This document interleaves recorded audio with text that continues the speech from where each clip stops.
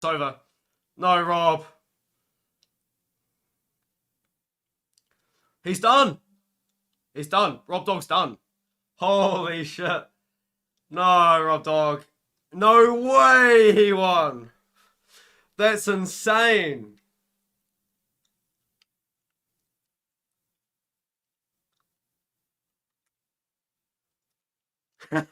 Oh, God.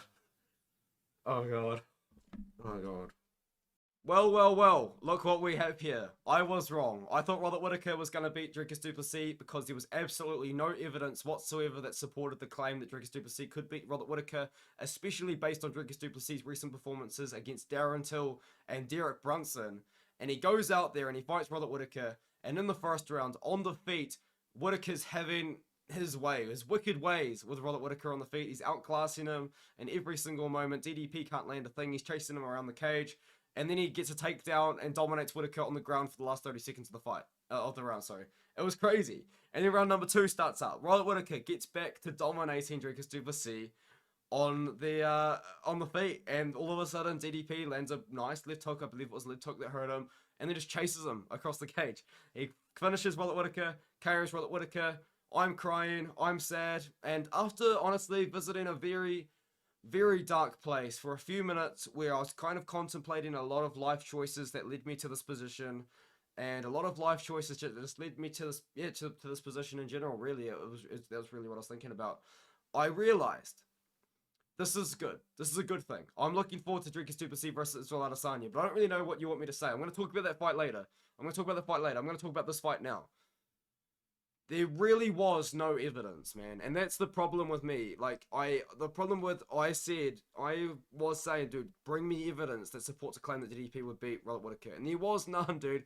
He looked terrible against Darren Till. He looked terrible against.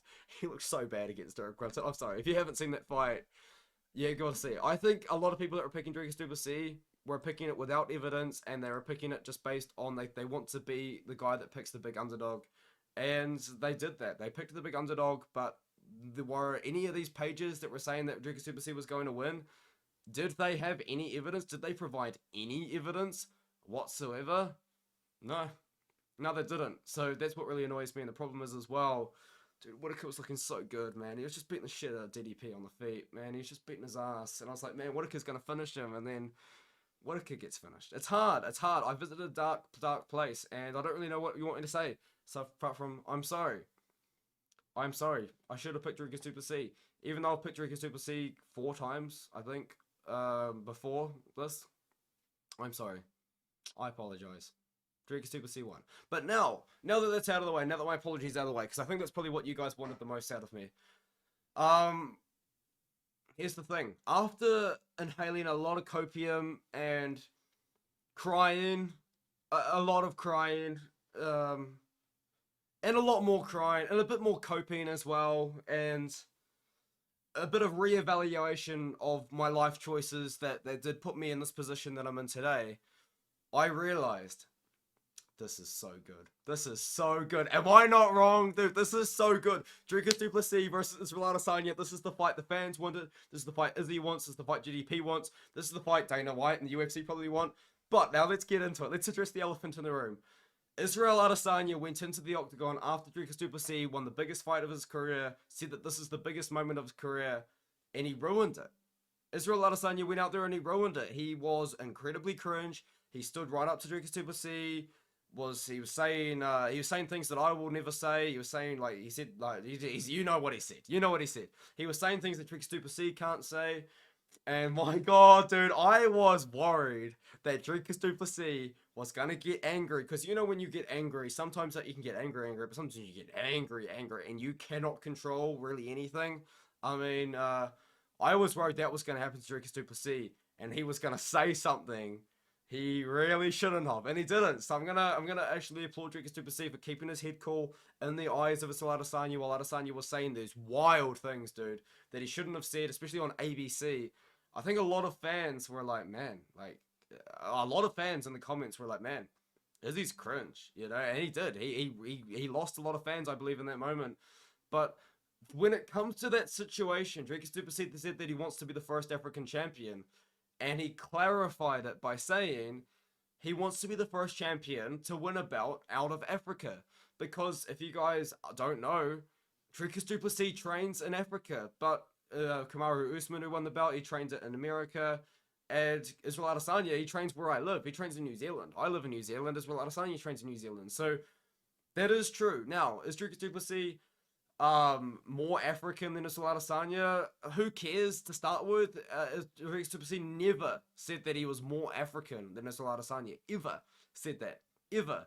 Israel Adesanya all of a sudden made it like that. So it was weird that that's kind of what's the storyline of this fight. I don't really like it because I think it is just a really kind of uncomfortable. I think bringing race into a fight to promote a fight makes it very uncomfortable for a lot of people. You know, like I think a lot of people, both white and black, will be quite uncomfortable with the fact that race is what Israel Adesanya is trying to do to promote this fight. Now, you could say Dricus Du Plessis started it. He did, but I think Israel Adesanya took what Dricus Du Plessis said out of proportion, and he's made it a race thing when he never made it a race thing. So it's odd. It's odd that that sort of thing has been happening, and Israel Adesanya was saying, like, I don't need a